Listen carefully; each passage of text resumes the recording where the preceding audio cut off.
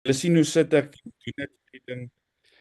As ek vergeet om op te neem en dan moet ek in my eie lonesome sit en die les oor opneem en dan lyk mens bejammeringswaardig en skeuilie en al daai goeie. So ja, dit is nogal crucial dat ek rekord. Goed, goed, goed. Ek gaan vir ons bid en dan gaan ek weer so een of twee van julle vra. Wat onthou julle, dis baie lank terug, 2 weke terug. Maar ek het dit so geniet om saam met julle in ou Samuel se wêreld te reis en net weer teruggebring te word oor wat die grootheid en wat die omvang daar is. So ek hoop dit was vir julle ook regtig iets spesiaals gewees. So kom ons bid saam en dan gaan ek so 2 of 3 van julle kans gee om te sê hoe het daai hoofstuk julle moes 5 en 6 het ons laas gedoen, né? Hoe het 5 en 6 met julle gejourney in hierdie tyd? En as daar te veel mense is wat stil is, jy ken my nou al, dan vra ek jou op die naam. So jy moet mooi dink. Kom ons bid. Here, dankie vir lewe en vir die geleentheid om te kan sê ek sou dit nie anders wou gehad het nie. Die woord dankie het sommer van voor af nuwe betekenis gekry. En ek bid dat wanneer ons hier by mekaar is en ons vanaand ook iets ontdek van wat dit is om kerk te wees en hoe ons in kerk wees ingenooi en opgeneem word, dat ons dankbaarheid net groter en groter sal word. Ek waardeer dit dat ek mense het wat rondom my is, dat ons rondom mekaar kan wees en dat ons saam ook in hierdie wêreld kan wees. En help ons om daardie impak en daardie grootheid te verstaan. Amen. Nou ja, kom ek hoor eers bietjie vertel vir my, wat het julle saam gereis? Wat het vir jou saam bygebly van die laaste 2 weke se gedagtes? Kom, as jy jouself nou gou-gou weer moet verfris, doen dit, né? Vergewis van wat ons gedoen het. Kyk gou af op jou notes. As jy sê jy kan niks onthou nie, dan gaan dit my nie gaan nie huil nie, dis maar hoe dit werk in die erediens ook. Die mense kan niks onthou die volgende week nie. So en dan gaan ons vandag by One Body begin. Kan julle niks onthou nie? Angie, kan jy niks onthou van 2 weke terug nie? Wat het jy gedoen? Ag nee man. 'n bietjie onthou. Okay, go Net asseblief 'n help. bietjie. My Ehm, ego kry swaar nou hoor. Hier, Ag I'm sorry. scraping here. I'm scraping. Sorry. Myne kry ook swaar as ek so lank wag vir messages, hoor. Ja, nee, hoorie nee, kyk ek skuld jou. Ek bely dit sommer hier voor medegelowiges. Ek is in diep skuld. Dis doodreg. Ek dink een van die goed wat ek nogal uit dit gekry het is daai scarcity mindset wat so vinnig kan opkom.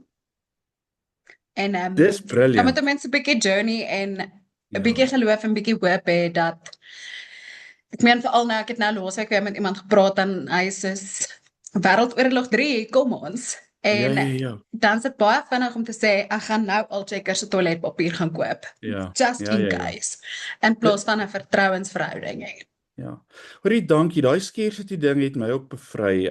Want dit maak net dat mense nie agterdogtig is oor alles nie en dat mense eerste beweging nie is om mense verdag te maak en so aan nie. So dit is werklik 'n waardevolle ding wat jy daar sê. Baie dankie. Wat vir my interessant is dat mense altyd wanneer hulle paniek eerste toiletpapier koop, maar ja, lyk vir my dis maar eintlik maar waar ons mens se level van operations is, maar dankie, dis baie dit is crucial. Kom ons hoor nog. Kom ons hoor nog bietjie man. Ek wil hoor daar's hy Annelies, welkom. Dankie. Yeah. Renew yourself through the formation and restoration of respectful and humble relationships. Ja. Ja. Nou, daai is die respectful relationships is een van die mooiste gifts wat die moderne lewe vir mens vernietig, want relationships moet vir jou iets kan beteken. Terwyl hierdie jou uitnooi om in elke relationship die betekenis te ontdek. So daai is heeltemal so. Andries, is jy daar? Van 'n Byl. Andries van 'n Byl. Hy Okay, het terwyl gesê hy ons mag vir dalk Andries nie as hy sukkel om in te log, hy het nog steeds nie elektrisiteit. O ja, o ja, o ja, o ja. Maar dan sal ek sommer namens hom sy storie vertel. Maar kom ons begin by JP. Hy het nog ietsie vir ons daar. Ek het hierdie het vir my gestiek en dit is nou regtig nie soos 'n Prit nie. Het julle gesien daai storieetjie wat die seentjie vertel van Prit? Hierdie is sommer net chitsgrom want dit plak nie. Hierdie Wow. closest champion lang hare vir my is dwell with God, walk with God, immerse yourself in God's story, enjoy creation, befriend yourself. En dan daai hele deel van Jesaja van you are precious, honored and loved. En hierdie jaar is my jaar van journey, so ek dink hierdie het nogal met my gesels. Daai van jy's deel van iets groter as wat jy is. So just walk with it. Precious, né? You're precious and you're loved. Jy's heeltemal reg. Dis verskriklike lekker goed om te kan hoor. Dit is 'n baie groot voorreg. Ja, absoluut. Okay, Meg, ja, Dis, Annelies. ek het nog nie klaar gepraat nou nie. O, ekskuus. Okay, Nee, kom dis ons laat jou klaar praat. Sorry, my hond sing net saam hier van agteraf. Okay, dis alles goed. Ek het vandag vir Amanda gesê you get good people and you get God's people. And sometimes you get them both. Wanneer goeie mense godsmense is ook. Ja. En ja, ek het vandag 'n ongelooflike ervaring gehad. So ek kan getuig van hierdie respectful relationship is God's people. Dis wat ek wou gesê. Fantasties. En ons hoop daarom dat God's people almal ook good people is, né? Want ons kan nie anders as om aan ander te doen dit wat Jesus aan ons gedoen het nie. Dis waarvoor ons uitgee. Maggie, wat sê jy? Ek het nogal iets wat jy gesê het, ek dink dit nogal begin nou die dag met die sin van to relinquish control is the first sign of love. And it really stuck. Want dit is waar dit begin, as jy net daai beheer kan oorgee en regtig kan vertrou. En dit is regtig 'n humbling experience gewees om hierdie journey te doen, waar jy net die hele tyd terugkom na God se incredible liefde vir ons.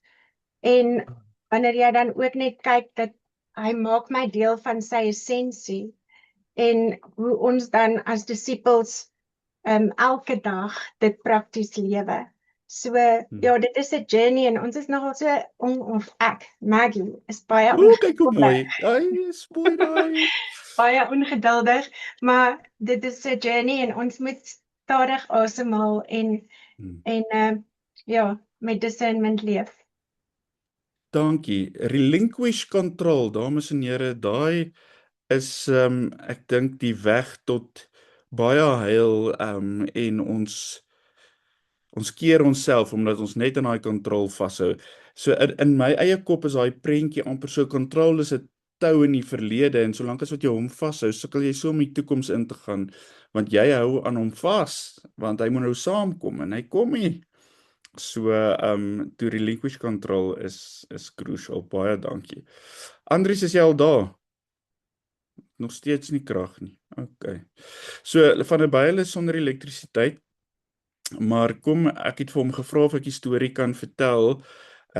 Ek sou wou gehad het hy moet dit vertel, maar laat ek vir julle vertel nou na 2 weke terug het ons nou presies oor hierdie gedeelte gepraat oor die relations en toe het ons nogal gesê dat family een van daai crucial relations is. En hy sê soos wat hy nou deur die aand sit en luister, is dit 'n uitdaging want hulle het al vir 30 dae nie elektrisiteit nie.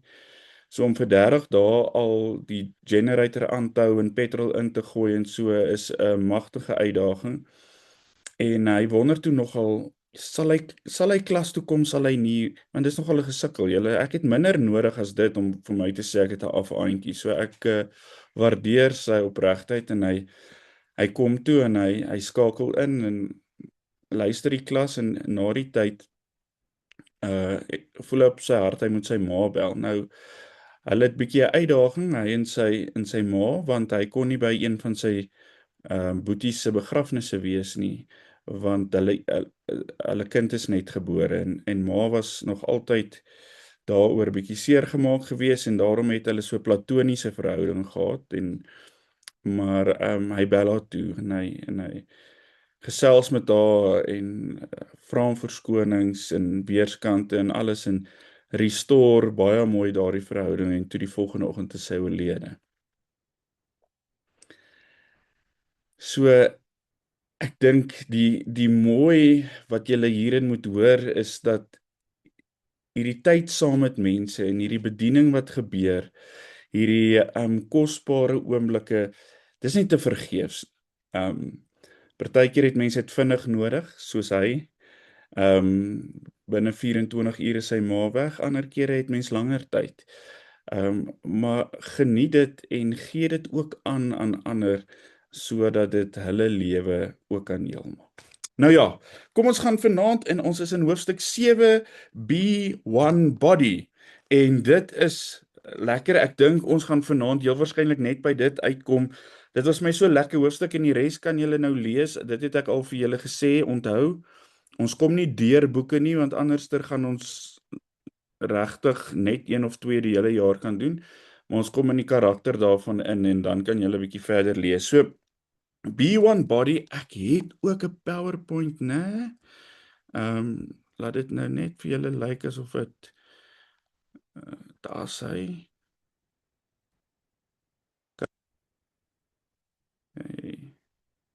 En maar daar sy, laat ek net daai sy. Goed. Ons is by die etosfeer en dan het julle so 2 weke terug ook daai refleksievrae gekry. So julle sal dit bietjie ook doen. En vanaand se wees een liggaam praat ons regtig nogal spesifiek oor wat dit is om kerk te wees. En hy begin met 'n baie mooi stuk wanneer hy ons innooi heel eerste om weer in die imagination van awe in te gaan. Die imagination van awe is die imagination wat ons soos in die psalms profeties behoort in die toekoms in te trek, sodat ons weet wat kerk veronderstel is om te wees en waarheen mense groei en leef.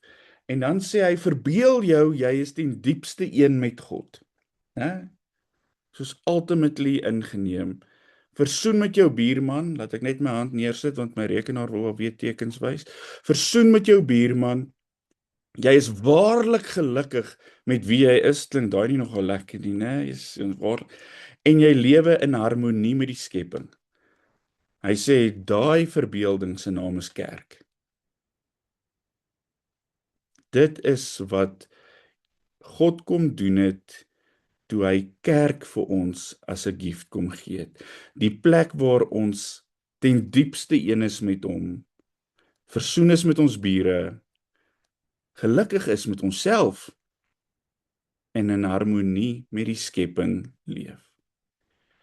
So kerk is die primêre en konkrete manier waarop essensie vorm aanneem in die beskawe. Kerk is die manier waarop God homself wil openbaar in die samelewing. Nou, ek weet nie van julle nie, maar kerk is alles behalwe 'n hemelse koninkryk daar waar ek operate. Maar julle seker almal in baie mooi gemeentes, tussen dierbare mense, nee, engele van die Here. Nee, wat vir jou iets hiervan moet vertel, as God deur die kerk in die skepping aanwesig wil wees, en hy's gelukkig nie met noodwendig die toestand van die kerk in die sin van gebrokenheid en dat, maar met wie die kerk is, die liggaam en hoe die liggaam op verskillende maniere inpas, dames en here, dan moet ons eintlik vir mekaar sê, dis oukei dat daar vreemde karakters is. Dis oukei, lyk my, as dit nie so 100% perfek is nie, want as dit vir God oukei is, hoekom is dit vir ons dan so 'n doring in die vlees? Want jy sien, iewerster dink ons God is gelyk aan die perfeksie van een of ander organisasie wat uitgekom het by die prima van sy doel en net heeltyd dit doen. En lyk my dit is nie. Lyk my om kerk te kan wees, mense by mekaar, is 'n lewe van eenheid met God. Nie mense by mekaar wat perfek uitgesort is, wat nie meer sonde doen en nee, net gelowiges wat by mekaar kom. In ons gebrokenheid, in ons sukkel, sê hy dis oukei. Versoen met jou buurman, buurvrou,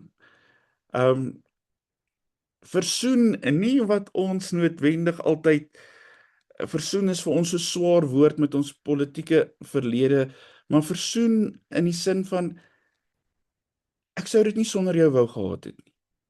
Dis vir my lekker om saam met jou te leef. Ons hoef nie, ek dink nie, hierdie is word cookie cutter prints van mekaar nie. Almal sing Kumbaya op dieselfde wysie en op dieselfde manier en lyk dieselfde en gaan na dieselfde kerk. Nee, ek dink nie so nie. Versoening met jou buurman beteken nie op die ou einde van die dag die vernietiging van jouself en die opneem van een of ander universele een mensheid nie. Nee. Ek kan my buurman geniet vir wie hy is en hy geniet my vir wie ons is, maar ons geniet ook die feit dat ons nie dieselfde is. Tevrede met jouself of gelukkig met jouself. Ek dink een van hierdie goeters, om tevrede met jouself te wees, beteken jy moet heel eerste gelukkig wees met wie jy nie is nie.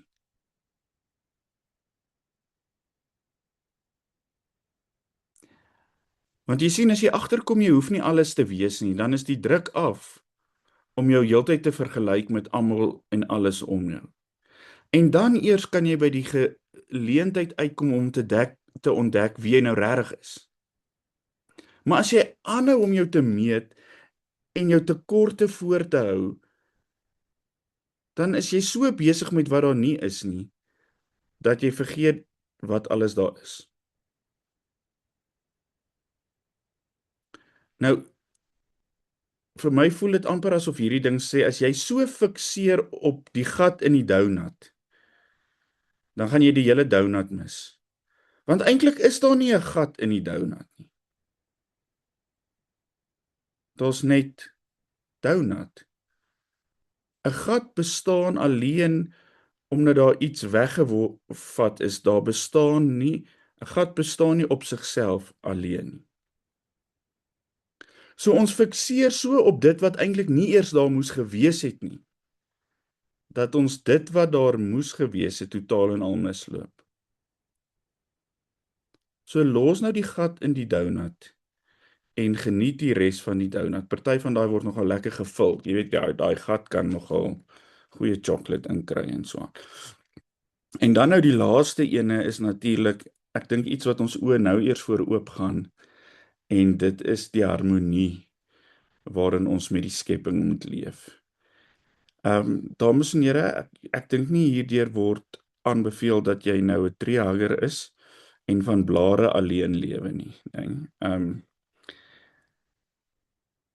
Ek dink in hierdie gedeelte is daar iets van hoe ontvang ek lewe, hoe kyk ek na lewe en hoe gee ek lewe aan.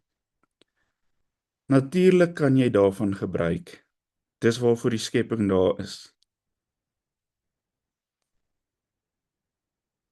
Maar om dit so te gebruik, dat jy nie aangee nie. is waarlik waar jy jouself groter stel as die ander goed wat God ook geskep het. So ek dink nogal ons bietjie, wanneer ons oor skepping praat in harmonie met dit wat daar buite is, dan moet ons teruggaan na daai hoofstuk toe wat sê, be your own size. Moenie groter as dit wees nie.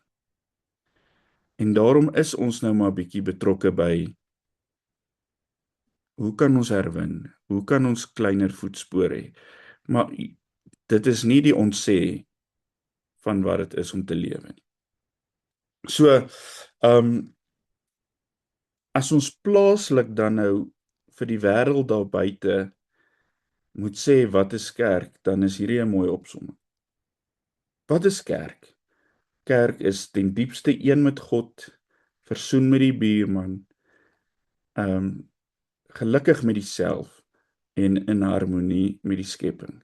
En dis ook verskriklik lekker om te weet dat hierdie ons begelei, dat dit eintlik die parameters is wat ons moet begelei. So, wat doen ons dan nou in die kerk? Wel, ek hou van hierdie volgende gedeelte wat hy sê, kerk is die liggaam van Christus, die plaaslike manifestasie van die wat hierdie lewe navolg, en alles anders wat hierdie eerste twee ondersteun. Dames en here, kerk het met alles te doen wat te doen het met die liggaam van Christus en hoe die liggaam van Christus uitdrukking vind in die wêreld rondom jou. Nou die naweek gesels ek met 'n gemeente en hulle soek 'n nuwe dominee en ek sê vir hulle, nee, ek ken nie dodgy mense, hulle is nog nie reg nie. Nee, ek jok. So hulle soek 'n nuwe dominee en nou gesels ons oor wat beteken dit en een van die uitnodigings op die ou ende van die dag is om te sê, maar is ons strukture en die manier hoe ons kerk inrig, is dit ondersteunend tot wat dit is om deel te wees en om kerk te wees? Want as 'n kerk se lidmate nie met mekaar kan saamwerk nie, dan dink ek is dit die kerk se werk om konflikhantering aan te bied. Dit hoort nie tot een of ander HR wêreld daar buite as die kerk dit nodig het nie.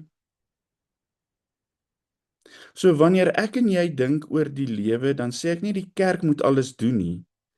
Jy weet waar jy op hierdie stadium is, wat die kerk ook in betrokke moet wees, sodat dit die liggaam ondersteun en help dat daar uitdrukking kom. En daarom dink ek tog, moet dominees bietjie gaan leer oor bestuurswetenskappe of bestuursvaardighede. Ons kan nie in 'n gemeente ingaan en maak asof dit nie 'n organisasie is. You gotta be part of the organization en die mooi versorging daarvan, die bestuur daarvan. Daar's 'n groot gespottery met Christene. Daar's 'n grappie wat sê, show me a holy man, en dan wys ander godsdienste vir jou hierdie monks en al daai goed en die NG Kerk wys vir jou 'n manager. Maar daar is iets daarvan dat ons ook nog steeds sê, ons is verantwoordbaar ook in die bestuur van hierdie storie. So moenie dit uitlos nie asseblief, ons hou daarvan. Wat doen ons in die kerk? Hier word ongesonde gewoontes wat oor 'n leeftyd ontwikkel het, gebreek en afgeleer. Dis wat ons in die kerk. En die enigste manier om dit te doen is saam met ander. Ons leer die gewoonte af om onsself hoër te stel as ander. Ons leer die gewoonte af om negatief te praat, om pessimisties te wees. Ons leer die gewoonte af om ander te oordeel. Ons leer die gewoonte af om onsself eerste te stel. Ons leer die gewoonte af om verbruikers te wees. Ons leer al daai gewoontes af. Kyk gou mooi wat sê dit. Dit sê nie dat ons raak ontslaaf van die sonde nie. Die Here het klaar ons vrygespreek van die sonde. Party van hierdie goeds net gewoontes wat nou moet gaan. En ons het nodig om dit saam met mekaar te doen. Dames en here, as jy uit 'n huis uitkom waar daar alkoholmisbruik was, dan's een erediens nie genoeg om jou daarvan. Ek sê nie die Here kan dit nie doen nie, hy kan. Maar die sonde is vergewe, maar die gewoonte is nie gebreek nie. En daarom moet ons baie moeite saam met mekaar insit om daai ding te sê van, ons moet ook as gemeenskap oefen in gesonde gewoontes. Hoor hierdie mooi uitdrukking wat hy gebruik. Om deel te wees van die liggaam van Christus maak jou vry van die verlede as tronk, en bied jou die toekoms aan as 'n vriend. So as mense sê, hoekom moet ek deel word van 'n kerk? Dan sê maar in hierdie kerk gaan jy die geleentheid hê om vry te kom van die tronk van die verlede en die toekoms te kan ontvang as 'n vriend.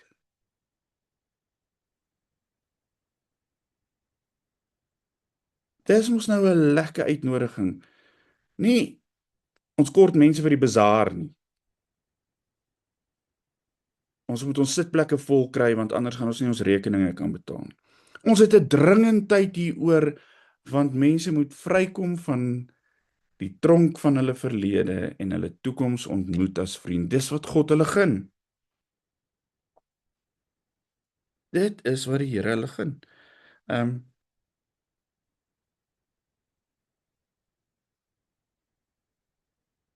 Nou, ek wil net gou weer oor freedom bietjie ietsie sê, né? Onthou julle, ons het so, wat beteken freedom wanneer hy vroeër in die boek gesê het, vryheid is 'n absolute, onthou julle, hy het gesê dis 'n illusie. Daar in die begin het hy gesê, man, daar's nie so iets soos freedom nie. Wat sal hy hier bedoel? To be the body, en dis op bladsy 71, of Christ means to dwell in the freedom Christ brings. Ek wil hê jy moet mooi hieroor dink, want ek dink nie ooit ons is hier vry om aan onsself te behoort nie, maar jy's vry om of volledig uitverkoop te wees aan Christus of uitverkoop te wees aan die wêreld. Maar aan iemand gaan jy behoort. Aan die wêreld of aan Christus. En in hierdie freedom in Christus beteken dit ons kan volledig afhanklik wees van hom. En ons hoef nie afhanklik te wees van iets anders nie. So freedom is I choose to be fully dependable and dependent on Christ, né? Dependable, dat mense aan my kan connect. Dependent, ek is volledig in Christus. Ons stel onsself beskikbaar vir wederwysige oefening. Nie net een kant toe nie.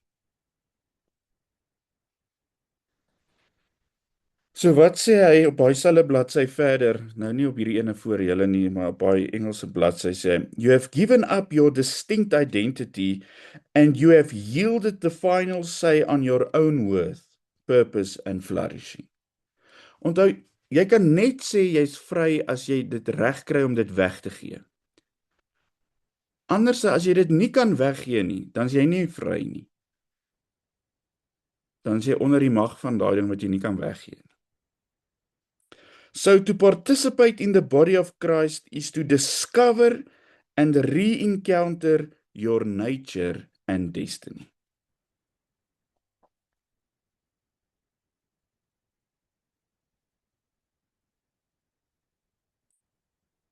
Rediscover your nature, rediscover your destiny. Mense, ek hoop julle hoor dat wanneer hy sê jy deel word van die kerk, dat dit 'n onderhandeling, 'n weeronderhandeling, 'n renegotiation van alles is. Nie net van 'n ietsie nie. Dis nogal die fout wat mens maak as jy trou ook, né? Jy dink, nee man, ons gaan net jou geite en my geite saam sit en dan gaan daar plek wees vir almal se. Nee. Dis 'n renegotiation van lewe. So 'n kerk is 'n renegotiation van jou totale natuur, jou totale identiteit, jou totale toekoms. En daarom sê ons, jy is 'n nuwe mens met 'n nuwe toekoms, 'n nuwe natuur. Maar ons moet dit gaan aanleer want ons weet nie wat dit beteken nie. Ons het dit nou gekry, jy weet, dit is nou soos iemand wat 'n nuwe kar koop en met 'n klomp nuwe features. Die feit dat jy hom het beteken nie jy weet hoe werk hy nie. Jy ry lekker, maar jy moet nou al die goed gaan ontdek.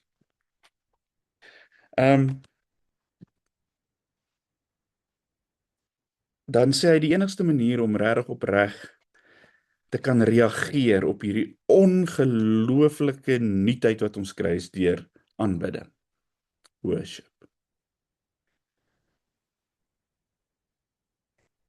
Die natuurlike reaksie op hierdie grootheid waarvan ons deel word, is worship, is aanbidding. Nie net praise en worship sing nie, aanbidding soos om in aanbidding voor God te leef, 'n lewe van worship te leef. Maar check wat sê hy, is dit? Worship, worship op bladsy 71 aan die einde staan daar, is the name for the practice in which you most fully participate in the body. Dis 'n beliggaamde ding, dames en here. Dis nie 'n kopding of 'n hartding waar dit hier iewers in die abstrakte rondvlieg nie. Worship is die embodiment, die leef van 'n storie saam met God. Nie die glo van 'n storie, nie die whatever van 'n storie nie, die leef van 'n storie dat mense jou so van die kant af bekyk en sê, my genade, daai mense leef 'n ander storie. Worship is the embodiment. Finding your place in God's story, being stripped of that which has become a barrier between you and God. En dis waarvan jy vry is, dames en here. Jy's vry van die barrier. Dis waarvan God ons kom vrymaak het. Jy's nie vry om soos 'n vlakhaas rond te hardloop nie. Jy gaan aan iemand behoort, maar jy's vry van die barrier dat dit nie meer 'n skeiding bring. En dit gee vir jou 'n nuwe identiteit. Forgiven, loved and free. Dis jou identiteit nou. Forgiven, loved. Dis bo aan bladsy 72, free. What a pleasure!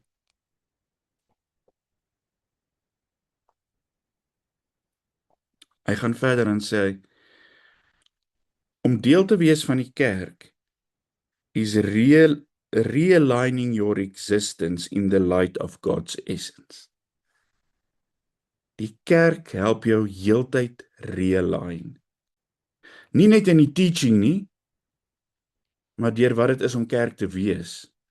Die embodiment van kerk wees help jou met die realigning. Saamkom met die mense. Die afhanklik wees. Dis die toestand van kerk wees wat jou help met die realign. En dan sê hy, worship comes in many kinds, formeel, informeel, allerhande verskillende toestande van wat dit is om kerk te wees. En die enigste manier hoe ons dit kan doen, deur die Heilige Gees, is to be humble. Ag, high five vir jou skerm, hoor. Ja, kyk, daar kappe hand alweer. Vir wat? Ek het nie my handjie opgehad nie. Lower hand. Okay. So, die uitnodiging na humility. Ja, lag lekker Annelies, lag lekker. Die uitnodiging na humility toe, help ons om van twee, en hierna gaan ons bietjie reflekteer en gaan ons weer met mekaar praat, maar om van twee struikelblokke in die kerk ontslae te raak. En kyk maar bietjie as julle weer kerk hou, of julle hierdie frustrasies by mense kan raak sien.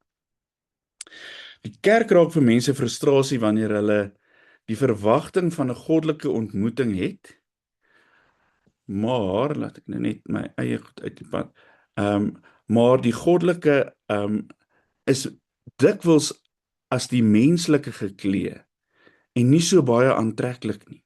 Hulle mis die goddelike ontmoeting omdat hulle verwag dit moet spectacular en buitengewoon wees, en eintlik is die goddelike geklee in die menslike. So nou is die mense gefrustreerd want dit was nie abnormaal nie. Dit was te menslik. Dames en here, dit is hoe God gekies het om betrokke te wees, is in die mens. In die vorm van 'n mens. So die mense raak gefrustreerd omdat kerk mens is. En dit ken ons, dan is daar kerke wat nou begin om allerlei ander weird goed te doen, sodat dit iets bo-menslik kan vergestaal, sodat die mense nie gefrustreerd raak en wegloop nie. Maar eintlik moet jy 'n ongelooflike goddelike ervaring hê, net in die saamwees van 'n Sondag nog voor 'n diens eers begin het. That is godly. En dan is daar 'n ander stuk wat ook die pitvol is vir die kerk, is wanneer die mense die begeerte het om hulle eie onperfekte menslikheid uit te bou en te onderhou deur die kerk daarvoor te gebruik vir hulle eie behoeftes en vir hulle eie oortuigings. Wanneer die kerk jou instrument word om jou veiliger te laat voel en beter te laat voel. En dames en here, ons het baie sulke voorbeelde, waar die kerk later die dominee se identiteit word, waar dit sy koninkryk word, en waar ek en jy ook ons eie identiteit sodoende meet, dat as dit nie gebeur soos wat ons wil hê dit moet nie, dan is ons ongelukkig. Selfs in die opleiding. Daar's soveel kere wat, dames en here, ons e-posse en goed kry, en dan lê die gronding van die ek mag seker nou nie sê tantrum nie, maar ons nou klaar opgeneem, nee. Maar nou, dan is die basis van die tantrum persoonlike voorkeur. En die mense sien dit self nie eers meer raak nie. Want my eie begeertes word nie op hierdie stadium gedien soos wat ek dink dit moet nie.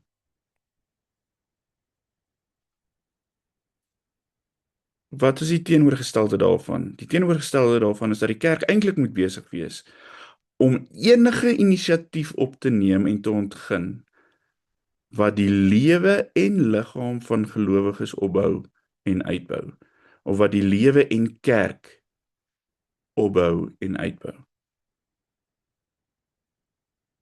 As iets die kerk opbou en uitbou, behoort ons daarmee besig te wees.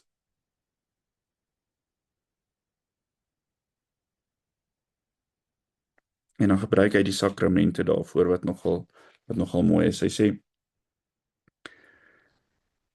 die doop maak mense gereed om volgelinge te word deur bekering en transformasie. Hy sê eintlik so mooi, die doop maak ons deel van die liggaam, sodat ons ook saam met die liggaam kan sterf en saam met die liggaam opgewek kan word. Die doop maak ons so deel van die liggaam van Christus, dat ons saam met Christus deur hierdie momente gaan. En in die nagmaal word die hele gemeenskap in te nooi om te verenig in hierdie dood en opstanding. en om in hierdie misterie te leef, die toekoms. So die doop maak ons deel van hierdie liggaam en die nagmaal vat ons eintlik deur die proses van wat met hierdie liggaam gebeur het. Dood en opstanding, nuwe lewe. Dames en here, as jy 'n nagmaal hou, moet jy eintlik die ritteltits kry daar, man. So 'n heilige mooi oomblik is dit.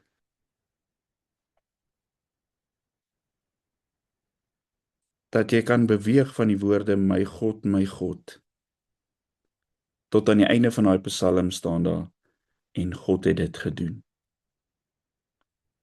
Die Psalm 22, né? Die full circle daarmee gegaan.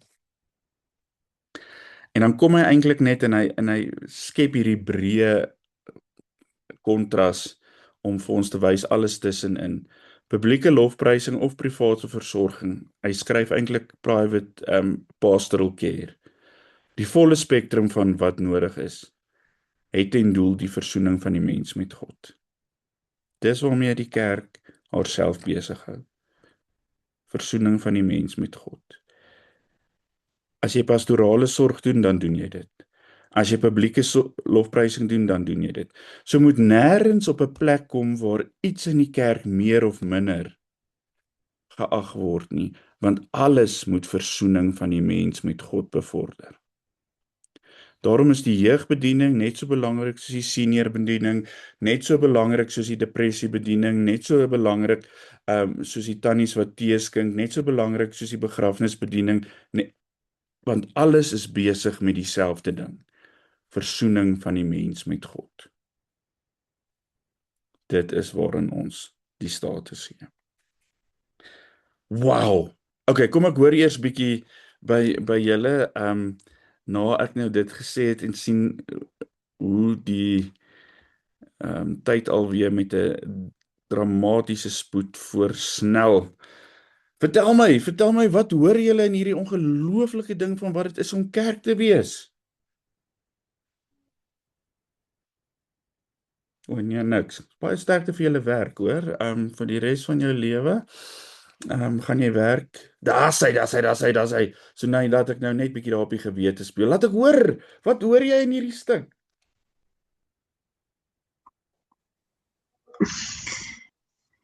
Ek dink, ekskuus, kan julle my hoor? Ja, ons hoor jou lekker. Nou sien ons jou ook. Ek dink wat vir my, en ek wil nou nie pessimisties klink of iets nie, maar ek hoor al die goeders en dis wonderlik, maar ek sien dit nie. En ek is in 'n, wil ek sê, baie goeie gemeente, jy weet, maar tog dit voel baie, dit is in die gemeente is hierdie goed waar, maar dit voel nie altyd asof dit uitgeleef word in die res van die gemeenskap nie. En ek weet nie of ander mense wat nie noodwendig glo nie, dit noodwendig raak sien nie. Ja. So ek dink my wens en my droom is dat ander mense dit ook kan raak sien. Ja. Presies, en daarom hou ons nie op nie. Julle sal nou later sien, en ek is nou spyt as ons nou nog 'n sessie gehad het, sou ons al by uitgekom het, maar dit is wanneer hy gaan na die volgende hoofstuk toe, aan die heel uite, be a blessing, dan is dit hoe mense aan die buitekant dit raak sien, maar ek dink gelowiges het opgehou om 'n blessing vir ander te wees. Nee, want dit vat tyd en energie en geld en betrokkenheid, en jy moet self in jouself doodgaan. En dalk is dit omdat ons dominees opgehou het om vir ons lidmate te vertel wat kerk is. Dit lyk eintlik meer soos 'n klub op hierdie stadium. So ek hoor jou. So die uitnodiging is wanneer jy gaan en jy die toekoms ingaan. Jy kan kyk met hoeveel mense kan jy dit deel. En ek het nou vir julle my Tollek storie mos vertel, nee. Maggie, Op die retreat. Het ek dit net op die retreat, het ek dit nie aanlyn vertel nie? Nee. Okay, ek gaan nou vir julle, so nou, jy moet nou ingeskakel bly hier, nee, want ek moet nou vir jou Tollek storie vertel, wat presies nogal iets demonstreer van hoe snaaks dit is. Okay, laat ek nou vertel, net terwyl jy dit nou so uitgelig het. Nou, ek ry saam met my twee seentjies, my vrou, ons gaan Oosrand toe, my skoonma bly daar in Dalpark Brakpan, né, moet nou nie grappies maak nie. En ons moet daar gaan haal. Nou daar in die Oosrand, soontoe moet jy nou eers stop om jou paspoort in te gee en dan is daar 'n tolhek wat jy moet deurgaan en nou moet jy tolgeld betaal van hier af. En ek en die twee seentjies praat so en een van hulle sê kom ons betaal iemand se tolgeld. En ek sê nee man, dit klink soos 'n goeie manier. Nou dink ek, ek hoop nie ek het cash nie, want jy kan nie 2 keer jou garage kaart swipe nie, nê. Nee, daar's wraggies genoeg geld want dit is R7.50. Nou begin ek vir myself vra, hoekom is ek so bang om iemand anders se tolgeld te betaal? En soos ons nader kom aan hierdie tolhek, begin ek al hoe meer angstig raak oor wat gaan die mense dink as ons hulle tolgeld betaal en ek wil dit amper skiep. Nee. En ek dink net so by myself, hoe is dit moontlik dat so 'n daad van vryheid waarby daar nie skade of enigiets, dat dit my so angstig maak, dat dit my so benoud maak, nê? Maar dis natuurlik 'n goeie aanduiding van om dit te doen. So hier gaan ek en ek betaal die R7.50 en vir my tolgeld en ek sê okay, nee, is vir die mense agter my ook. Weet julle wat doen ek toe ek klaar is? Toe jaag ek so vinnig as wat ek kan sodat hulle nie my kan vang nie. Maar daar is padwerke. So nietemin trek daai manne agter my in en toe hulle by my verbykom is al 4 vensters oop en die arms is uit en hulle waai en wys sharp en ek dink by myself, hoe het ek amper hierdie oomblik laat verbygaan net omdat ek ongemaklik gevoel het? Dis belaglik. In daai kar is daar 'n gesprek gewees wat andersins nooit sou gebeur het nie en ook in my eie kar met die seentjies en in my eie kop van hoe is dit so moeilik? So nou ek deel heeltemal jou storie omdat ek self beleef het hoe vreemd dit is om oor te gaan tot aksie. So ek hoop ons kry maniere om meer tolhekke te laat gebeur in ons gewone lewe dat die mense dit daar buite kan raak sien. So dankie, jy is heeltemal spot on. Dis makliker gesê as gedaan. Dankie. Maggie. Ja, ek wil sê, toe ons nou die hele storie van essence en existence het my bietjie verder laat lees, toe dit gaan oor disipelskap en John Stott skryf in sy boek The Radical Disciple van incarnational mission. En toe dink ek, dit is incredible, soos wat Jesus vlees geword het op aarde, sê hy nou ook vir ons om in Christ likeness te lewe, wat beteken ons moet in ander mense se lewens ingaan.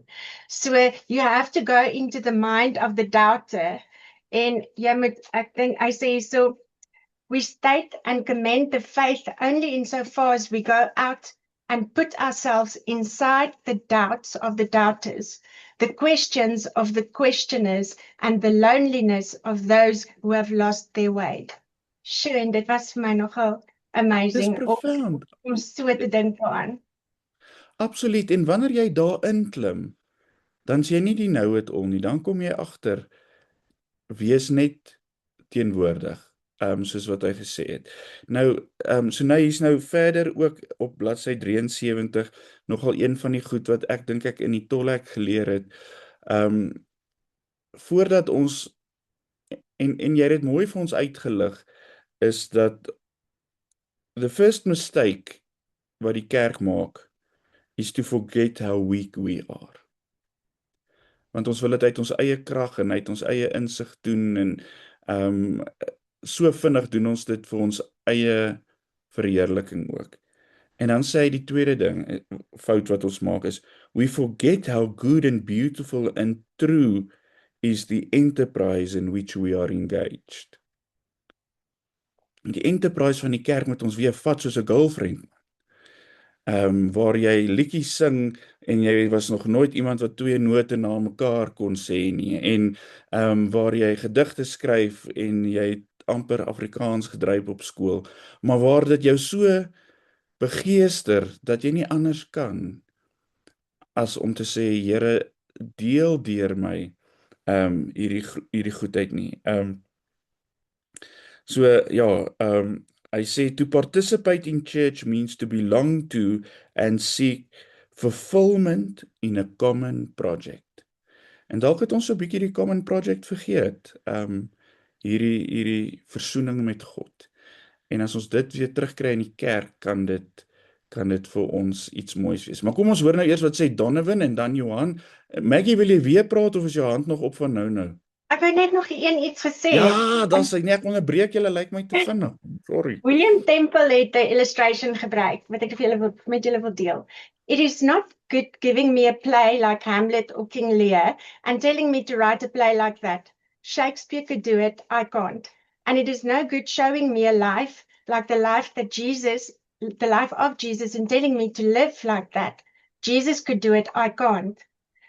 But if the genius of Shakespeare could come and live in me, then I could write a play like his. And if the spirit of Jesus could come and live in me, then I could live a life like Jesus. Halleluja. Halleluja. Ons kan nou eintlik maar gaan, julle, lekker aand. Maggie, jy kan die volgende klas neem. Presies, dames en here, presies. Jy kan nie Jesus wees nie. Maar die Gees wat in jou is, kan deur jou dit laat gebeur. En dit maak ons bietjie vry van performance ook. Donovan, kom ons hoor, wat sê jy? Naand almal. Lekker. Ek wil net 'n bietjie bylas. Ek het geluister wat Sonay sê en jy weet toe ek oorgeskuif het na die NG Kerk toe. Ek sê nie gewoonlik is net die NG Kerkie, maar toe het dit vir my gevoel soos wat sy nou gesê het daarso. Waar ek gevoel het dat ek sê gisteraan vir my vrou, ek dink baie mense is in die gewoonte net om Sondag kerk te gaan, om 'n preek te luister en dan om net daar in hulle gatsak te bære wanneer hulle terug huis toe gaan.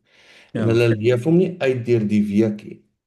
En toe gaan dit vir my daaroor as jy nou praat soos Jesus, as ek kry hierdie prentjie van Markus se Jesus, die heeltyd aan die beweeg, soos 'n slaaf, en hy move en hy maak disippels van mense. En ek dink toe myself, as ek nou moes gepreek het, dink ek so hard gewees het om vir 'n ou tannie te sê, tannie, om 'n disipel te wees beteken nie jy gaan terug kamer toe en gaan brei verder aan jou toppie nie. Want as ek my ouma beeld kry, wat betrokke was by die ACVV, wat deel was van die gebedsgroep, wat gemove het, sonder met al haar pyn en kwale, het seker maar op 9 Q20, weet ek ten minste, dit was 'n vrou wat 'n disipel was, en God se koninkryk visible gemaak het op aarde. Waar jy die fisiese liggaam van Jesus, van die kerk kon sien deur haar werke. En ek dink dit is wat mense regtig nodig het. Ek vat byvoorbeeld, ek sê nou die dag vir my dominee, ek sê jy moet ophou vra vir mense om te help. Jy moet sommer sê jy kom help. Ek sê want wie kan nou nee sê om God te loof en te dien deur werke vir die kerk te doen. Kyk, ek het nou gepraat van die bazaar. Daar's altyd 'n man hande by die pannekoekstasie. Jy weet, hulle is altyd limited met hulle pannekoekies daar so die tannie. En ek dink toe net myself, weet jy, ek dink mense moet besef waaroor dit regtig gaan. Kerk. Ek dink dit sou seker my heel eerste preek wees wat ek ernstig sal doen, waaroor gaan kerk gaan en wat is kerk? Want ek dink daar is 'n wanpersepsie van dit. En ek moet ook sê dat dit is my so lekker om te hoor dat ons is nooit alleen en daar is soveel insette van ons groep mense hierso wat baie ervaring het en dalk al seer gekry het in 'n kerk en dan kom hulle met al hierdie boodskappe wat nou terugkeer na my toe en dit gee my weer hoop. Want ek moet soms daai storie oordra aan iemand wat ook deur dieselfde bootjie gegaan het. Ja, En dit is lekker. Ek moet vir jou sê, Dominee, dit is regtig wonderlik en dankie hiervoor. Nee, dit is 'n voorreg om saam met julle dit te ontgin, man. Kom ons hoor Johan, wat sê jy? Dan sy, goeienaand, kan julle hoor? Ja, as jy nog daar in Potch besig of wat gebeur daar by jou? Yes, ek is nog aan die pad heenpot. Ja. Maar met vanaand se klas het Christopher Wright se bekende idee vir my baie vorendag gekom, but they say it's not so much that the case that God has a mission for his church in the world, as that it's God has a church for his mission in the world. The mission Ja, was ja, not ja. made for the church was made for the mission, God's mission. En ek dink ook dit in die slide was dit genoem van dat die kerk is die konkrete manier waarop die essensie vorm aanneem in die beschawing, en ek dink dit gaan half ons oor hierdie missie wat God vir sy gemeente het, wat ons ons eie missie kan probeer uitdruk in die wêreld en ons eie pakkie soos op jy gesê het, maar laat ons half heeltemal ons ooit van die band afhaal, laat ons heeltemal ons eie golf game probeer speel in plaas van om saam met God die pad te stap met sy game. So ja, die quote het vorendag gekom vir my. Ja, dankie. Kyk man, as iemand nou weer vir my sê, die kerk is daar vir pitkos, dan gaan ek vir hulle sê, lyk ek soos 'n budgie.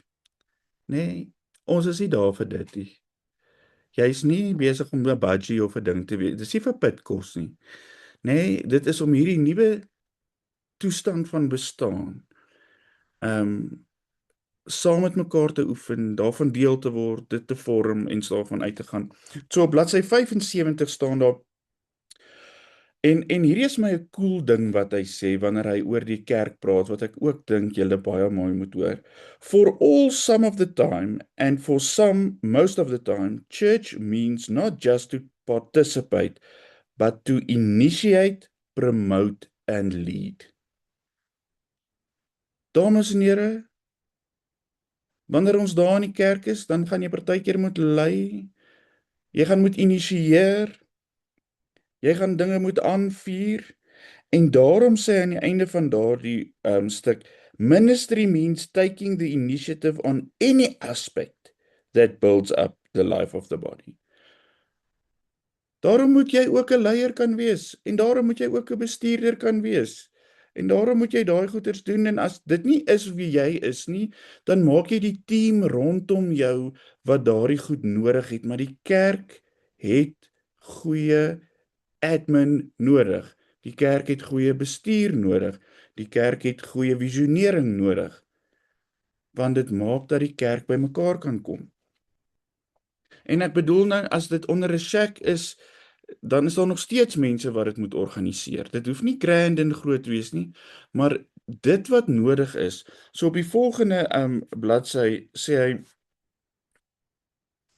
bladsy 76, die laaste paragraaf staan daar, enriching the life of a local congregation is not a restricted activity for a trained and commissioned few.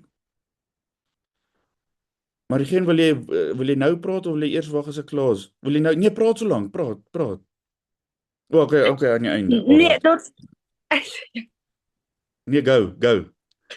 nee, dat het iets in my kop gekom teen hy praat van wat alles nodig is in die kerk en waarmee ons nou besig is in die 3de jaar, as ons leer van die Heilige Gees ook, the gifts of the Spirit, dit word daar gelys. Jy kort mense wat goed is met administrasie en met management. Dit is deel van die gawes van die Gees en en ek dink nie mense besef nie, ek dink al wat mense dink as jy geesvervuld is en nou moet ons ewe skielik in tale praat en mense begin gesond maak, maar daar's 'n hele klomp ander dinge wat ook saam met daai lys val en dit gaan oor om kerk op die ouene te bou.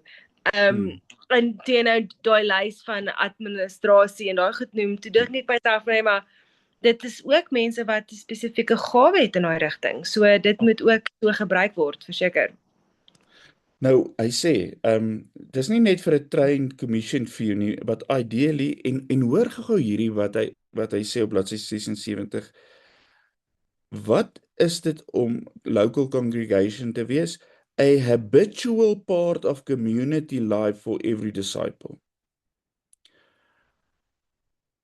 Hierdie is 'n gewoonte van elke gelowige om saam betrokke te wees om kerk te laat wees. So ek het Sondag vir daai einste gemeente gesê wat nou 'n nuwe dominee soek. Jy moet verstaan dat jy 'n roeping het soos wat jy daar sit om deel te wees van hierdie liggaam. As jy gekom het om 'n budgie te wees vir pitkos en that's it, dan mis jy die punt. So dit moet 'n gewoonte wees waar lidmate bymekaar kom om kerk te help om kerk te wees. En dan sê hy dit gaan oor the involvement of a wide range of volunteers. Dames en here, kerk gaan nie oor die dominee nie. Dit gaan oor die inneem van gelowiges om saam hierdie liggaam te laat werk. Donovan, ek like dit nou man, jy's nou op spoed, laat ons hoor wat sê jy. Ek het twee goedjies. Ek het so 'n gesprekkie gehad met Dani Mouton. Ja. Want ek kon nie een van die retreats bywoon in Wellington nie, want ek kom ons van Dispatch af. Dit is so 'n bietjie beter as Brakpan, maar so right. So Dankie. En sy woorde was Donovan, maar julle bediening daar in Dispatch is so 40 jaar agter. En ek bedoel toe net, vra toe net vir hom, wat bedoel hy met dit? En hy sê net soos julle wat die wat in swart kleertjies nog aantrek, die diakens en ouderlinge en vernuwing is maar baie stagnerend. En ek sê toe vir hom, ek het baie krities geraak in die kerk en my stem dik gemaak oor vernuwing. En ek hamer toe veral op wat jy nou van praat, wat baie sterk gekoppel is aan jou spiritualiteit tipes. Waar die NG Kerk baie gefokus is, maar op die kopspiritualiteit. En as jy nou gaan na die hartspiritualiteit kerke toe, gaan jy sien daar is gewoonlik baie meer hande betrokke wanneer dit kom by saam wees in Christus en soos ek nou gesê het, visible te maak, om uit te gaan en the radical disciple te wees. My voorstel was toe net gewees dat ek dink omdat hierdie mense want hy het gedink ek wil al die ou mense uit die kerk uitjaag, maar dit is my bedoeling nie. My bedoeling was om almal te akkommodeer met verskillende spiritualiteit tipes. En ek sê toe vir hom, kom ons begin, ek kan sing. Ek sê kom ons maak weer 'n band op. En my dominee kan self sing en gitaar speel. So ons het toe hierdie klein band gestig en ons het lekker musikante en ons het nou begin op gooi daarso en ons wissel dit toe nou af. Want ek het vir my dominee gesê, kom ons maak dit so dat ons eendag gaan ons 'n bietjie meer tradisioneel gaan, dan gaan haal ons maar die kroeginstrument, die orgeltjie en speel maar vir die mense hulle ou psalm en gesangetjies. En dan op die volgende Sondag dan doen ons maar die jeugband, die praise and worship band wat 'n bietjie meer opwekkend is en mense kan 'n bietjie lekker daarna luister en saam sing. En die Sondag wat toe verby is, kom maar oom wat ek baie respek het voor. Hy's 'n ouderling en hy sê vir hom dit was so vreemd vir hom want hy's baie in Vredendal by sy dogter. En ek het gesien toe ons sing, kyk hy ons snaak so aan en hy sê toe nou na die tyd na die kerk, Donovan, ek het by myself gedink, wat die hel gaan hier aan? En dit is vir hom heeltemal vreemd gewees en hy sê my vrou tik aan my en sy sê, "Theo, hou jy van dit wat jy hoor?" En sy redenasie en sy reaksie daar was, ek moet net gewoond raak hieraan. En hoe mooi is dit? Ja, want hy sê, want dit was tog mooi gewees. En ek dink toe myself, weet jy, ek sê oom, daar's baie wat ek wil doen in die kerk. Ek sê ek is self as onderwyser probeer vernuwing inbring in mense se sienings van hoe 'n onderwyser is en wat hy moet wees en ek sê kom ons trek 'n chinoutjie en 'n check-in anders as diaken en ouderling. Bring 'n bietjie vernuwing in die look, maar nog steeds jy kan nog steeds die identiteit herken van wie werk by die kerk en wie is betrokke. En dit is hoekom ek sê as ons dit kan begin, gaan mense sien dat kerk gaan nie net oor kom ons volg tradisies nie. Dit gaan oor maak jouself nederig en nooi ander mense in die kerk wat ook tuis gaan voel en hulle insette kan deel met mekaar. Dat 'n mens nie voel jy word groepies nie. Daar's nou die kuiergatte, daar's die ou tannies wat by die ouer huis is Daar is die ou streng droë mense wat net niks wil doen nie en wat dat hulle een word in die kerk. So ek dink Ja. dit begin gebeur en ek wens dit ook vir almal, alle kerke toe, dat dit sal kan plaasvind, want as dit kan plaasvind in 'n dorpie, dan is enigiets moontlik, want ek is in 'n dorp en 'n dorp is gewoonlik konservatief en hulle stamp vas teen verandering en dit is 'n goeie ding wat ons nou mee besig is. Wat julle ervaar. Ek is baie bly. Nee, en sulke lidmate wat 'n visie het om te sê, ek moet net daaraan gewoond. Hulle behoort ook 'n positiewe inspraak te hê en ander lidmate rondom hulle. Dames en here, so hy onderskei bietjie en sê, man, as jy oor roeping in die gemeente praat, dan sal so 3 kategorieë wat hy sê mens eintlik aan gewoond moet raak. Die een is waar jy mense net hulle hande nodig het. Sonder spesifieke vaardighede. Jy weet, jy hoef nou nie iets spesifieks te kan doen om te kan koffie maak en kollekte inneem en karwag te wees en al nie. Dan is daar 'n bietjie roeping waar daar vaardighede en opleiding is, wanneer jy nou in die kantoor help of wanneer jy deel is van die gemeenteraad of in die kerkraad en al daai goed. En dan is daar die roeping van spesifieke gawes en geleenthede soos Paulus dit noem, wanneer dit tyd is vir handoplegging, vir genesing, vir so aan. En daarom is Margien dit is presies soos wat jy gesê het dan nou, daar is plek en 'n tyd vir elkeen van hierdie goed. Een hoef nie alles te wees nie en alles hoef nie altyd daar te wees nie, maar dit is nie altyd nodig nie. So dit is nogal lekker om dit te hoor. Hy gaan verder dan sê hy, wat jy wel moet weet as jy 'n vrywilliger is, en as jy mense innooi, is dat jy jou lewe gaan moet deursigtig maak, sodat ander mense kan inkyk. En dit is ongelukkig nogal een van ons uitdagings, is dat mense in vrywilligers en ouens wat 'n roeping het se lewe inkyk, en is soos hoe hy nou gesê het, hulle sien hulle op 'n Sondag daar, maar in die week lyk dit asof dit totaal en al iets anders is. Daar gaan ons die verantwoordbaarheid aan die dag moet lê. Lidmaat, dominee, wie jy ook al is, dat mense mag inkyk en vir jouself afvra wat sien hulle. Dan sê hy 'n volgende ding wat ons gereed voor gaan moet wees, is om nederige en eenvoudige dienswerk te verrig. Nee, want ongelukkig is dit partykeer so, maar sekere mense is te goed vir sekere jobs. En sekere kerke is te goed vir sekere mense. En ons behoort eintlik in ons dienswerk bereid te wees om gemaklik heel onder te wees. En dan kan ons maar teenkanting verwag.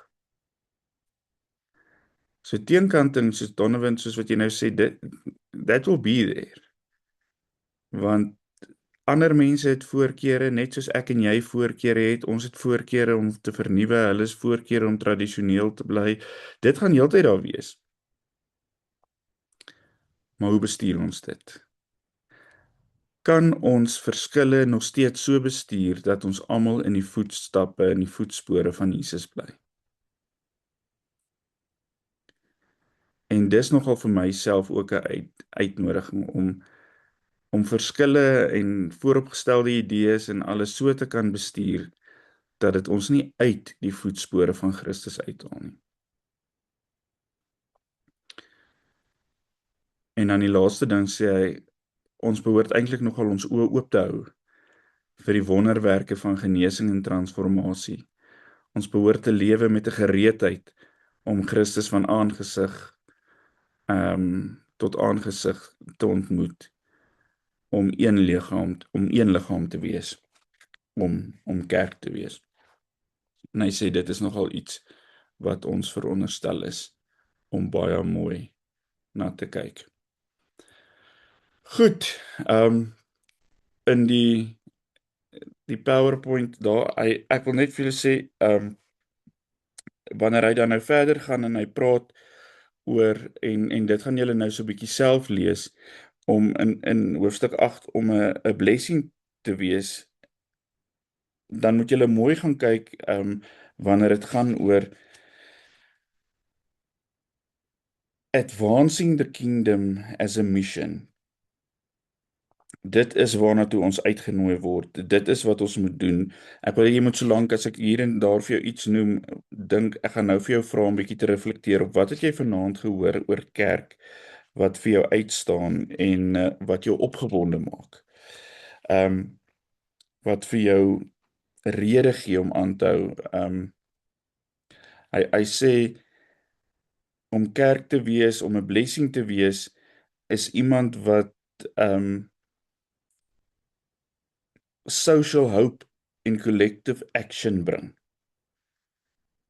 Is iemand wat daai social hope mee saamleef.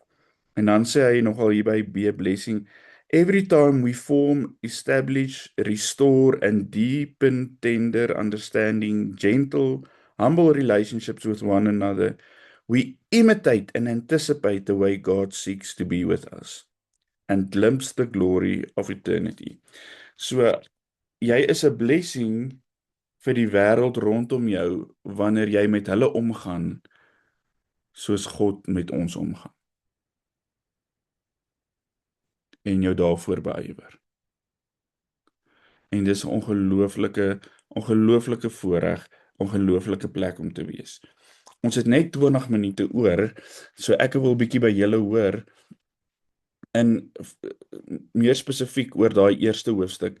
Wat is daar wat jou energieer vir hierdie reis waarop jy nou is? 'n Reis van kerk, 'n reis van gemeenskap. Meeste van julle het al die swaar van kerk beleef. Die meeste van julle het al die uitdagings van om mense te bestuur beleef. Wat energise jou wat jy gehoor het vanaand? Samuel bereid is om te sê oor wat dit is om kerk te wees. Kom ons hoor. Ek soek nou 'n bietjie dit wat vir jou woema gee, né? Sterkte kerk. Donovan, ek hoop jy kan vir hierdie mense ook bietjie nuwe musiek en chinos en check-in gee, want hier gebeur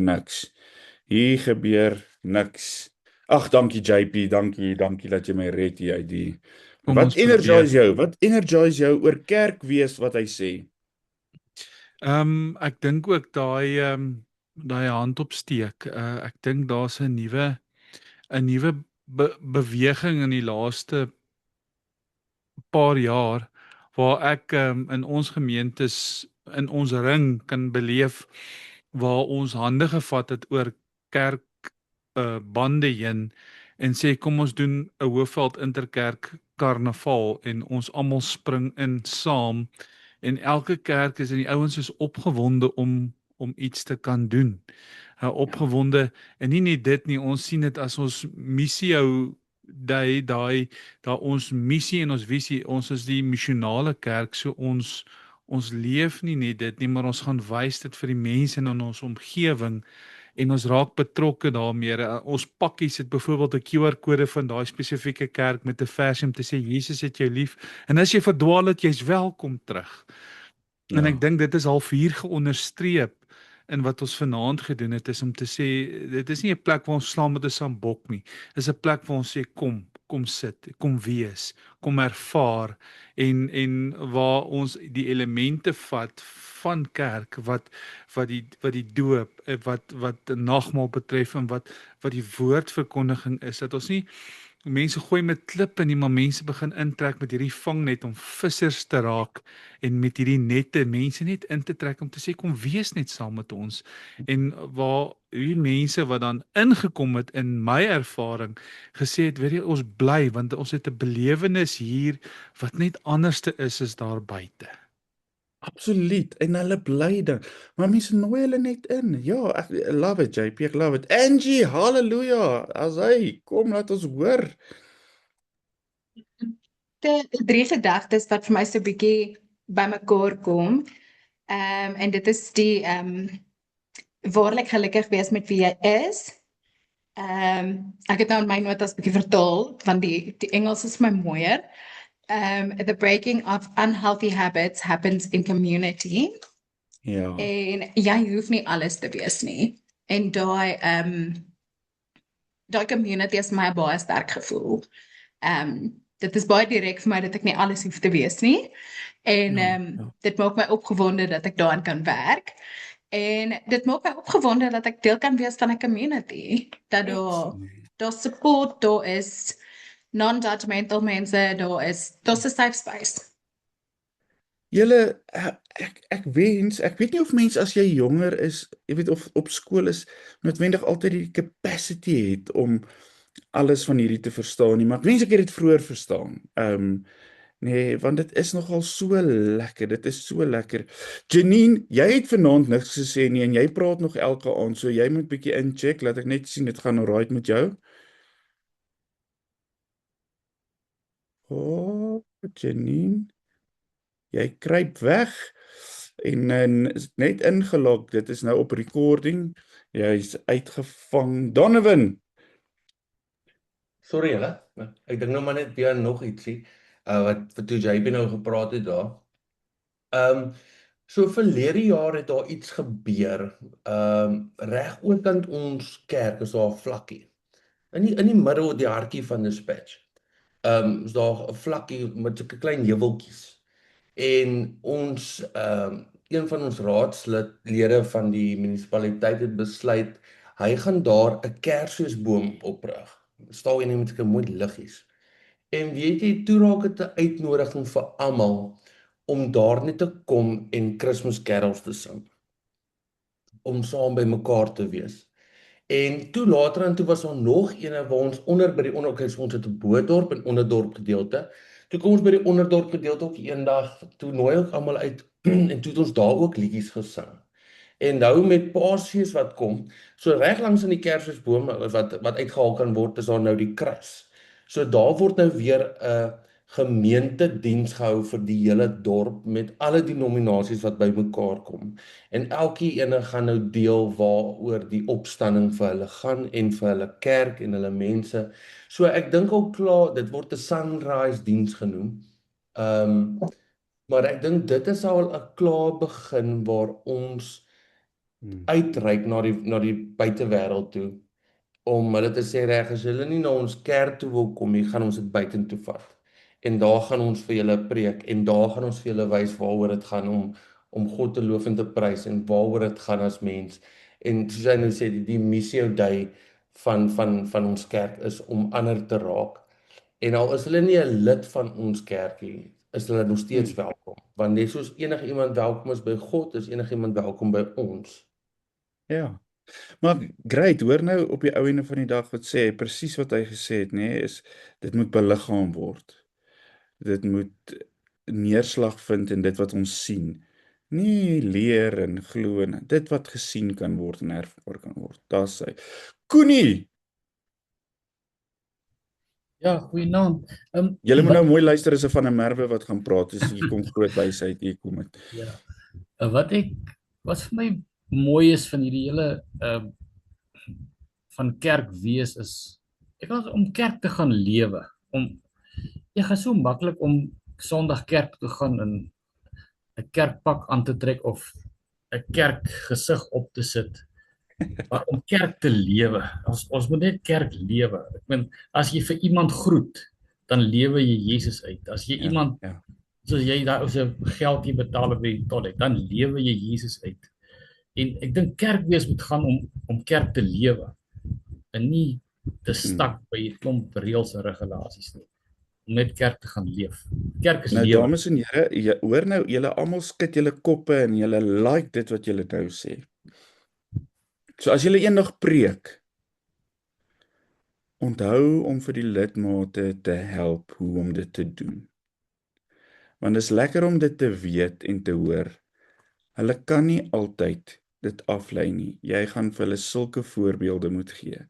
Maar what a pleasure. En daarom is getuienisse crucial, want getuienisse wys vir ons hoe dit in praktyk uitgespeel het. Laat daar gepraat word. Jeanette! Hallo Wikus.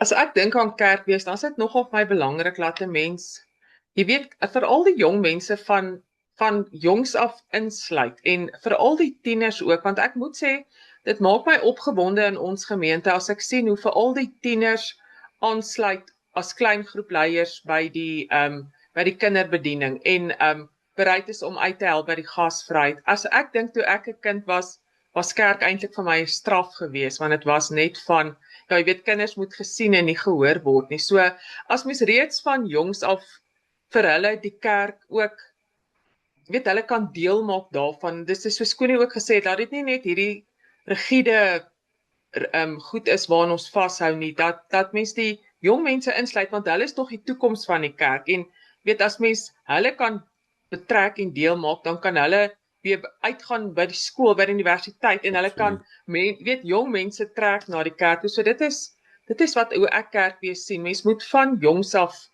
die mense opgewonde maak om deel te wees, om te getuig, om te werk, om deel te wees van die community. Nie die kinders uitsluit en net daar een kant, okay, julle moet nou net daar wees nie. Ja. En dames en here, dankie Janet. En onthou net bietjie, jou opgewondenheid en passie gaan ook vertaal. As jy lyk asof dit vir jou die grootste straf en swaarte is om daar by die kerk te wees, dan moet jy nou nie verwag daar gaan veel fireworks wees nie. Annelies en dan Lolita, ons gaan nou by jou wees. Show up and share space. Yes, show up and share space. 'n Kerk moet wees soos 'n taxi. Dan moet altyd plek wees vir nog. Nog, ek hoor jou. Ja. Nee, nooi hulle in. Lolitaatjie, wat sê jy?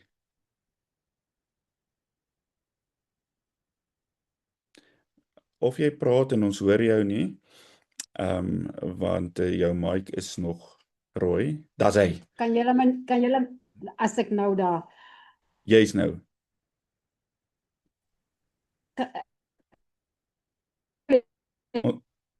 Terug. Ek het my dogter in 'n motorongeluk verloor en toe moet ek my seun terugvat na die vakansie Bloemfontein toe. Maar ek ry welkom om by mense wat ek ken. En hy sê vir my mamma, onthou jy moet geld trek vir die tolhek. Ek sê ja, ek sal. Maar so trek ek nie geld vir die tolhek nie, ek het net my kaart by my. En ek kom in die queue en ek gee my kaart. En daar wil die stelsel nie werk, jy wil nie my kaart vat nie. Ek het nie 'n R2 of 'n 10 sent in my beursie vir kontant nie. Ek vra vir die ou, kan ek vir jou EFT? Hy sê vir my nee mevrou. Maar op daai stadium is my wielietjie so ongebalanseerd. Ek is heel verboureerd. En hy sê vir my mevrou, jy moet nou maar teruggaan, jy moet nou maar daar aan die ander kant weer gaan geld trek. Ek sê maar daarvoor is die Shell dan nou, want dis amper by Bloemfontein. Hy sê vir my ek mag nie deurgaan nie. Ek raak heel verboureerd. Nou staan hier 'n klomp karre agter my. Nou moet ek terug reverse. Ek moet nou uit. Ek mag nie deurgaan nie. En terwyl ek terug reverse sien ek 'n swart man, hy ry in so 'n wit kar. Hy beduie vir my iets en ek gooi my hande so op in die stuurwiel. Ek beduie net vir hom, daar's niks. En ek ry en ek raak sommer aan die huil en my emosies neem net oor. En terwyl ek so terugstoot, laat ek op pad is om terug te draai, kom hardloop een van die werkers aan wat daar by die pad besigheid was. Hy sê, mevrou, jy moenie ry nie, daai man in die wit kar sê, jy moet daar na hom toe kom. Ek sê, ek ken nie daai man in die wit kar nie. Hy sê, mevrou, jy moenie worry nie, jy moet net so kom, hy sê, hy gaan vir jou betaal. Weet jy, ek het daai pad gery, en hy het nou vir my gebetaal, ek is deur, en hy trek toe af, en so raak ek en hy aan die gesels. Hy sê vir my, mevrou, ek het nie verstaan, wat is jou probleem hier? Maar weet jy, die Here het op my hart gelê, laat jy sit in 'n krisis en ek moet jou help. En ek en daai man het nog tot vandag toe kontak. Dit was net vir my, ek moes dit nou net met julle deel, want daai tolhek storie was vir my absoluut 'n eye-opening dat die Here is in beheer. Dankie dat ek saam met jou kerk in tolhekke kan beleef. Nou verstaan, as die Here by die tolhek is, dan is hy oralste, as jy ooit gewonder het. Baie dankie vir daai, dit is fabulous. Yes, Marishin, wat sê jy? Ek wil net 'n storie deel van bruikbaarheid in die kerk en die kinders wat julle genoem het. So, is nie net omdat dit my kinders is nie, want my kinders is nogals awesome. Maar Das hy. ons doen die musiek in die oggenddiens en my dogtertjie van dit ons by die kerk begin het so 'n paar jaar terug, het dit haar mission gemaak om die eerste persoon wie sy groet as ons by die kerk daar in die oggend 7:00 aankom, is die koster en dis haar daaglikse roetine, al Sondagroetine om saam met die koster te loop terwyl hy al die deure oopsluit en Sondag is nie klaar as sy nie die tannies gehelp het om die koppies uit te pak vir tee en koffie vir die mense om as hulle nou gaan koffie skink nie. So sy het by haarself besluit sy wil diensbaar en bruikbaar wees in die kerk en op so 'n daai tyd, sy was nog 7 gewees toe dit begin het, dat 'n klein brein soos sy, daai konsep van ek moet werk in die kerk, want ek is deel van die kerk, te kan begryp, was vir my net absoluut net special, en tot vandag toe het sy 'n ander manier van dink, en ek leer so elke dag by haar om 'n kinderlike geloof te hê, want ek kom nie ander dinge in my kop, en ek jammer, ek wil nie eintlik so lank gepraat het nie, maar sy is geboelie op skool, nou tot onlangs het sy fisies het 'n maatjie seer gemaak. En ek het met die juffrou gepraat en het gesê, hulle sal hulle nooit indeel saam met hierdie maatjie nie. En die maatjie is in haar klas. En hulle het 'n dans en drama klas, en hierdie einste boelie word uitgeskop uit haar groep uit. En sy join toe 'n ander groep, en sy word weer uitgeskop uit hierdie groep uit. Nou vertel my dogter hierdie storie, en sê, mamma, ek het toe vir haar gesê, sy moet ons groep join. En ek sê toe vir haar, maar Laura, dit is jou boelie. I mean, jy kan nie, is jy okay? Sy sê, mamma, wat anders moes ek doen? Sy was alleen gewees. Ek kan nie anders as om haar in te genooi het in ons groep nie. En daar het ek net so 'n stukkie van What Would Jesus Do, 'n stukkie van 'n Jesus hart wat uitgereik het na iemand wat haar fisies seer gemaak het. En ek dink ons almal kan leer uit so 'n kinderlike hart uit. En ek het net gedink ek wou dit met julle deel. Daai is hemel op aarde. Verstaan, jy het 'n stuk hemel op aarde beleef. Well done. My seentjie is nou 14, so ons kan 'n date maak, jy weet, jy moet my net sê, jy weet, ek soek vir my oulike girlfriend. Okay, man, anyway. So, dames en here, dit is, en dis dit, om ons oë weer oop te maak vir die wonderwerke, wat om ons gebeur, deur ons kinders, deur ons lidmate, deur die wêreld, en regtig weer net verwonderd staan. Ek wil vir julle sê baie dankie. Dit was so lekker om saam met julle deur Samuel te reis, en ek sou dit nog vir etlike Dinsdae kon doen. Nee, ek jok, ek is dankbaar, is klaar. Dit was regtig, dit is regtig so verfrissende ding om elke nou en dan net weer bietjie deur die kor te beweeg en weer bietjie te gaan sien wat dit is, en mag dit vir julle tot ongelooflike stigting wees, en julle so opgewonde maak oor wat voor lê, en weet, maar dis 'n solid grounding waar dit vandaan kom. Geniet die Paastyd, en onthou, dit is so vir Sondag om spectacular te wees, moes Vrydag gebeur het. Jy kan nie Sondag hê sonder Vrydag nie, maar die feit dat Jesus kon sê, my God, beteken dat ek en jy dit ook kan sê in die donkerste van tye, en dan weet, daar is 'n opstanding wat op pad is. Alle heil, en sodra ons kan, sit ons vir julle hierdie dan op die groep. Liefde en groete, hê 'n lekker aand. Adios. Dankie julle. Lekker aand.